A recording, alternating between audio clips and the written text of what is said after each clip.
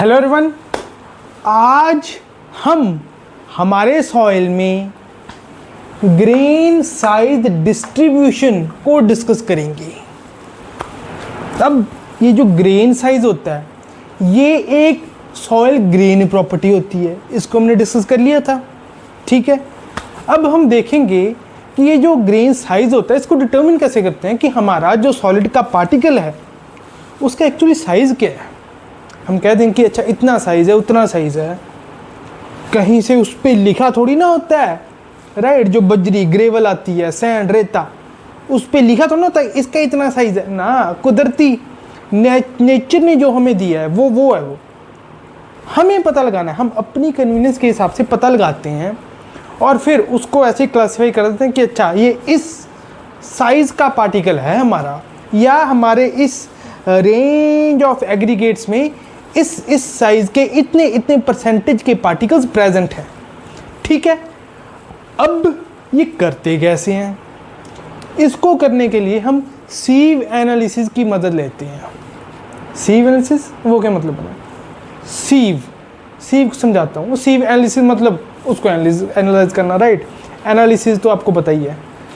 सीव का मतलब आपको बताता हूँ मैं। सीव का है ये मतलब होता है छन्नी, हिंदी में छन्नी, उसको सीव कहते हैं।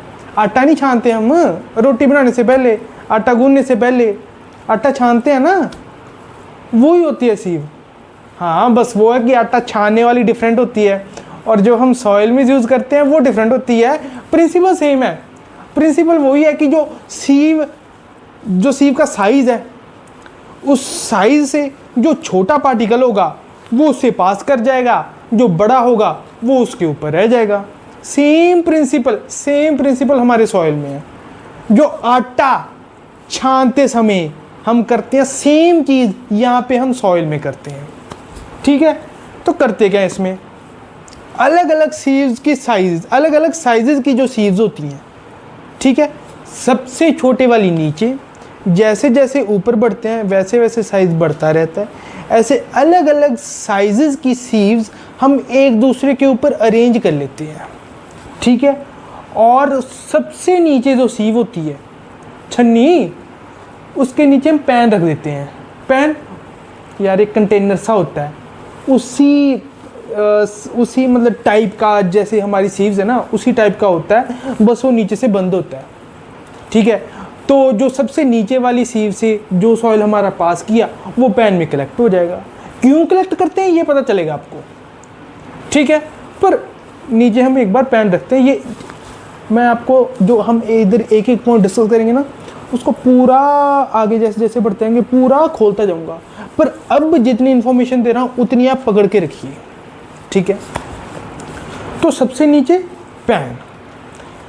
अब हम करते क्या हैं, हमारे सॉइल के हम जो हमारा सॉइल है जिसकी भी हमें साइज़ का पता लगाना है उसका एक सैंपल ले लेते हैं।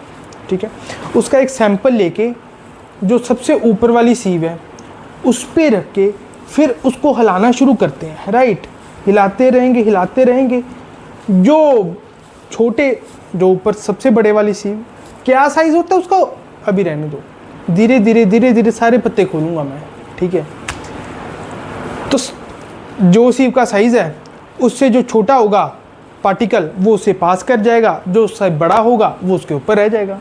यही तो प्रिंसिपल है। ठीक है, ऐसे फिर हम अपने जो एग्रीगेट्स को जिनको हमें को टेस्ट करना है उनको हम ऐसे अपनी सीव्स में या तो मैनुअली शेक कर लेंगे या मैकेनिकल, हमारे पास वाइब्रेटर होता है लैब में, आजकल आने लग गया है, जो एडवांस्ड लैब्स हैं उनमें है।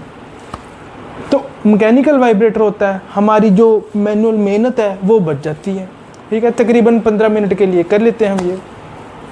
तो मैकेनिकल जो शेकर होता है उससे भी हम कर लेंगे सीव को शेक करके। जो जैसे मैंने आपको बताया, जो छोटे वाला वो पास कर जाएगा, जो सीव के साइज से छोटा है वो पास, जो उससे बड़ा वो उसके ऊपर रह जाएगा। ठीक है, इसको हम कहते हैं सीव एनालिसिस, राइट। अब सीव एनालिसिस हम जो करते हैं उस पे हम देखते हैं कि 75 माइक्रोमीटर वाली सीव जो है वो बड़ी इंपॉर्टेंट आ जाती है यहाँ पे। जो ये 75 माइक्रोन मीटर वाली सीव है ना, ये वो सीव होती है जो जस्ट पैन से ऊपर है, मतलब सबसे नीचे वाली सीव और पैन के जस्ट ऊपर वाली सीव, उस सीव की मैं बात कर रहा हूँ। उस सीव का साइज होता है 75 माइक्रोमीटर, या तो इसे माइक्रोमीटर कह देते हैं या माइक्रोन कह देते हैं। होता क्या ये, एमएम का 1000वां हिस्सा, 1000th पार्ट ऑफ एमएम, मतलब 1/1000 ऑफ एमएम। एक एमएम में, 1 मिलीमीटर में 1000 माइक्रोन मीटर होते हैं।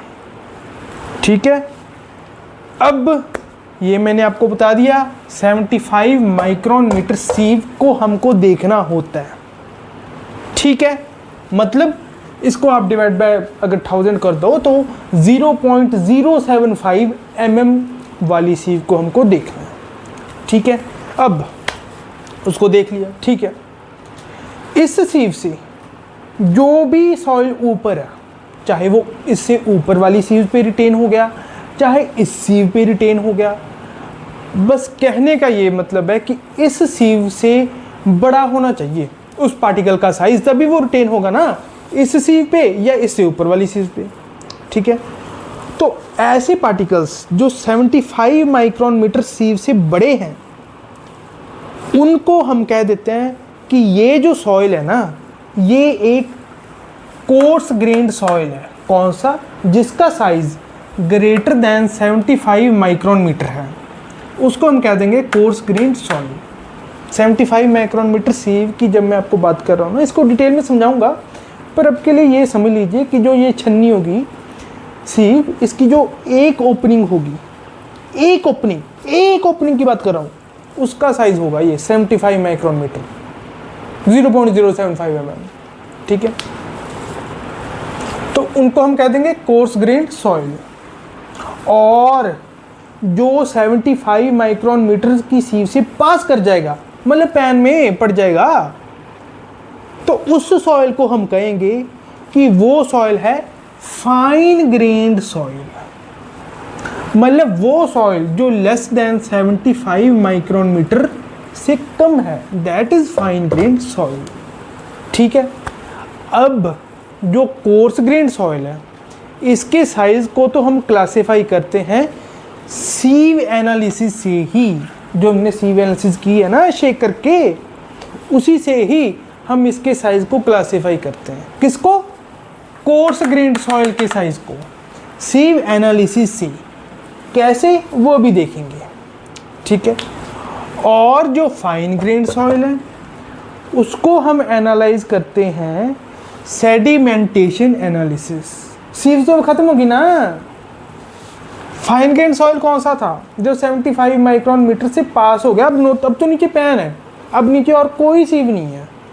तो अब इस सॉइल को हम सेडिमेंटेशन एनालिसिस से करते हैं।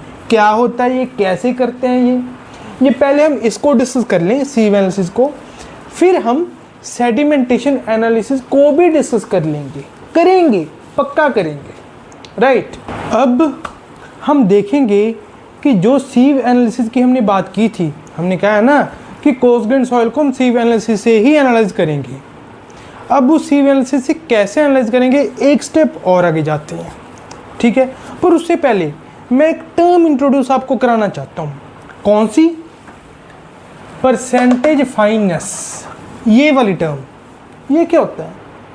परसेंटेज फाइननेस मतलब वो परसेंटेज ऑफ पार्टिकल्स, वो परसेंटेज हमारे टोटल सॉइल का जो हम टेस्ट कर रहे हैं, उसका वो परसेंटेज जो 75 माइक्रोन मीटर सीव से पास हो जाता है।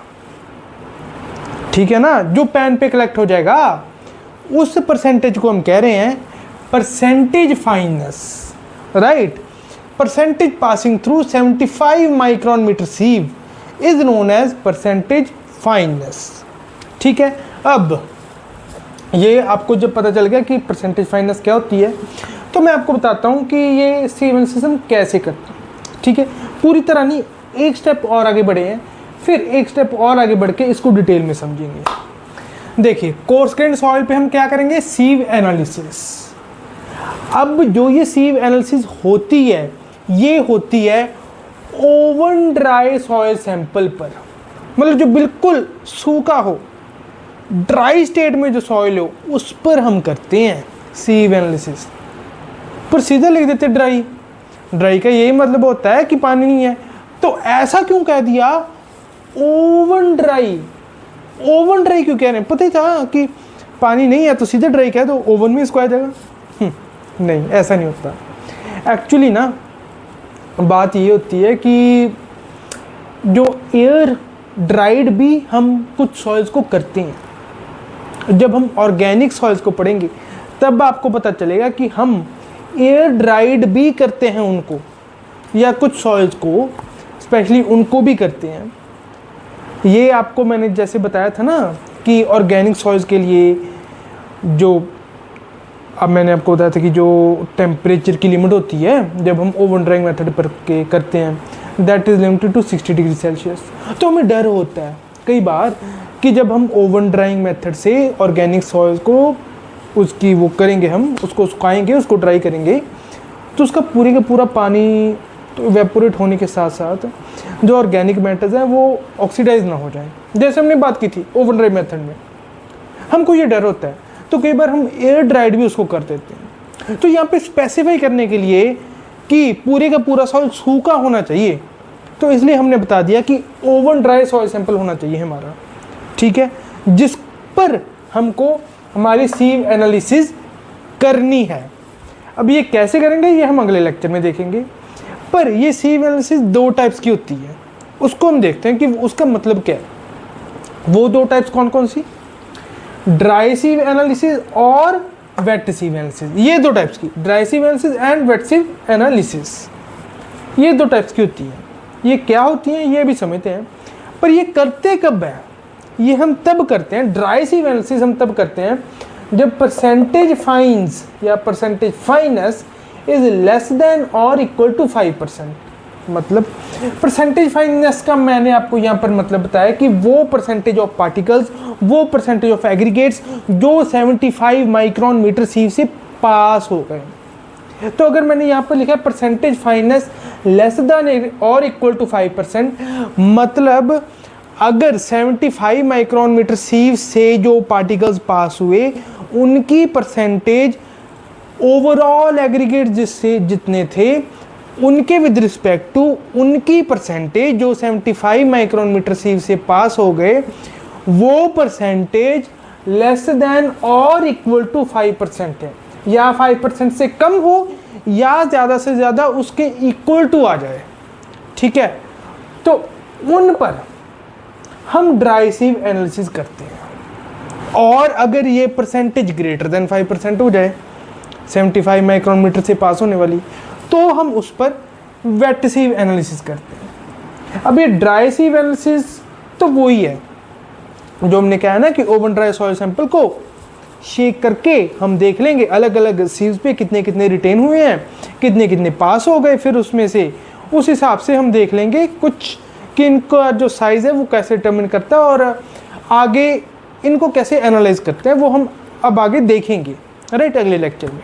पर ये तो देख लें कि वेट सीव एनालिसिस क्या होती है। ड्राई सीव एनालिसिस तो सेम सिंपल जो सीव एनालिसिस मैंने आपको बताई है वही उसको ड्राई सीव एनालिसिस में ही गिनते हैं। तो वेट सीव एनालिसिस क्या है? ड्राई सीव तो वो होगी, तो वेट सीव एनालिसिस ये वाली ये क्या है? ये एक्चुअली ये बात है कि अगर परसेंटेज फाइन्स ग्रेटर देन 5% हो जाए ना, इसका मतलब ये है कि जो परसेंटेज फाइन्स मतलब परसेंटेज ऑफ पार्टिकल्स जो 75 माइक्रोन मीटर से पास हो रहा है सब्सटेंशियल है वो, ठीक है, इग्नोर करने वाला नहीं है, सब्सटेंशियल है। तो अगर सब्सटेंशियल है तो मतलब उसमें हो सकता है कि क्ले की इतनी परसेंटेज हो कि वो जो क्ले है वो हमारी सैंड से चिपकने लग जाए। क्ले का मैंने आपको बताया था, क्ले का आपको पता ही है, जो चीकनी मिट्टी उसकी चिपकने की टेंडेंसी होती है, कोहेसिव नेचर। तो जो उसकी चिपकने की टेंडेंसी है, तो अगर उसने सैंड को अपने साथ चिपका लिया तो अब ये क्ले है ये सैंड है, चिपक गए। अब ये बड़ा पार्टिकल बन गया, ये क्ले ये सैंड चिपक गए, बड़ा पार्टिकल बन गया। अब जो ये बड़ा पार्टिकल है ना, ये हो सकता था अगर अकेली, हो सकता नहीं, होना ही था कि अगर क्ले अकेली होती तब तो वो 75 माइक्रोन मीटर सीव से पास हो जाती। बहुत छोटे पार्टिकल्स होते हैं क्ले के, तब वो 75 माइक्रोन सीव से पास हो जाती। पर अब क्योंकि सैंड से चिपक गई, अब वो पास हो नहीं रही। तो क्या करें फिर? तो झूठा रिजल्ट आ जाएगा। क्या करें फिर? ऐसे करो कि जो 75 माइक्रोन सीव के ऊपर आपका जो रिटेन हुआ है ना एग्रीगेट्स, आपके सैंड रिटेन हुई होगी, उसको सैंड क्यों कह रहे हैं, सीधा कोर्सग्रेन्ड पार्टिकल्स क्यों नहीं कह रहे, ये मैं आपको आगे समझाऊंगा। एक्चुअली कोर्सग्रेन्ड पार्टिकल्स जैसे मैंने आपको बताया था ग्रेवल और सैंड होते हैं। तो ग्रेवल तो बड़े वाले जो बजरी होते हैं उनको कह देते हैं, और सैंड जो रेता होती है। तो जो ये 75 माइक्रोन सीव पे जो रिटेन होता है ना, वो रेता ही होती है, वो सैंड। तो सैंड से जो हमारे क्ले के पार्टिकल्स चिपक जाएंगे तो वो पास नहीं करे, क्यों? सैंड से चिपक गए। तो अब जो रिजल्ट आएगा दैट विल बी फॉल्स। तो हम जो रिपोर्ट करेंगे गलत होगा। गलत होगा तो एक्चुअली फिर उसको फिर एक्सपेरिमेंट कर ही क्यों रहे हैं, अगर गलत रिजल्ट ही ऑब्टेन करना है। तो इस चीज़ को रेक्टिफाई करने के लिए हम क्या करते हैं, जो 75 माइक्रोन मीटर सीव के ऊपर रिटेन हो गए ना एग्रीगेट्स, मतलब सैंड के साथ क्ले जो चिपक गई, उसको हम ना धो लेंगे, वॉश आउट कर लेंगे उसको, सीव को, ठीक है, नीचे पैन रख के। तो जब वॉश आउट कर लिया, अब क्या होगा, जो क्ले जो चिपक रही थी सैंड से, अब वो अलग हो जाएगी। अब जब वो अलग हो जाएगी, हम इस जो ये वॉश आउट करके जो हमारे पास आ गया पैन पे, उसको हम फिर से ओवन में ड्राई करेंगे, ओवन ड्राई करेंगे। ओवन ड्राई करने के बाद फिर जो आ गया हमारा, ओवन ड्राई करने के बाद उसको फिर 75 माइक्रोन सीव जो हमारी सीव है उसके ऊपर रखेंगे। फिर जो यूजुअल ड्राई सीविंग की थी हमने, फिर 75 माइक्रोमीटर सीव की, फिर ड्राई सीविंग करेंगे। और फिर हमें एक्चुअली पता लग जाएगा कि क्या जो हमने रिजल्ट ऑब्टेन किया था पहले, हो सकता है चिपक रहे हो सकता है ना चिपक रहे हो, हम कुछ कह नहीं सकते, पर हम अब श्योर हो जाएंगे कि अब चिपक रहे थे या ना चिपक रहे थे। अब जो रिजल्ट आएगा ना, उसको सुखाने के बाद, ओवन ड्राई करने के बाद, वॉश आउट करने के बाद, हमने ओवन ड्राई किया, उसको दोबारा 75 माइक्रोन सीव के ऊपर शेक किया। अब जो एक्चुअली पास होंगे, अब वो क्ले पार्टिकल्स पास होंगे अगर कोई चिपकरा होगा सैंड के साथ। तो अब जो रिजल्ट आएगा वो सही आएगा, क्योंकि अब क्ले सैंड के साथ चिपक नहीं रही, अब वो इतना बड़ा पार्टिकल नहीं बना रही, अब वो अकेली ही क्ले है। तो अकेली ही क्ले है, वो छोटी है, तो छोटी है तो छन्नी से पास हो जाएगी, सीव से पास हो जाएगी। तो जब सीव से पास हो गई तब वो पैन के ऊपर आ जाएगी, पैन में आ जाएगी। अब फिर हम इस पैन को आगे जो हमारा फाइन ग्रेन सॉइल का हमें सेडिमेंटेशन एनालिसिस आगे करना है वो कर लेंगे। तो अब हमारा जो रिजल्ट है वो सही आएगा, राइट। इसी चीज़ को मैंने यहाँ पर लिखा, for doing wet sieve analysis sample is first washed over the 75 micron metre sieve to remove the fine particles. कौन से क्ले के, उनको हम फाइन पार्टिकल्स कह रहे हैं, sticking to the sand particles. Then as usual dry sieve analysis is carried out on it after oven drying the soil. ठीक है, अब हम अगले लेक्चर में देखेंगे इसको, जो हमने सीव एनालिसिस पढ़ी है ना, उसको डिटेल में पढ़ेंगे पूरा कि उसको एक्चुअली करते कैसे हैं, राइट। एक्चुअली साइज़ का पता कैसे लगाते हैं कि हमारे एग्रीगेट का ये साइज़ है तो ऐसे कैसे है, राइट। तो अगले लेक्चर में हम ऐसे करेंगे। For now we are done with this lecture. Thank you very much.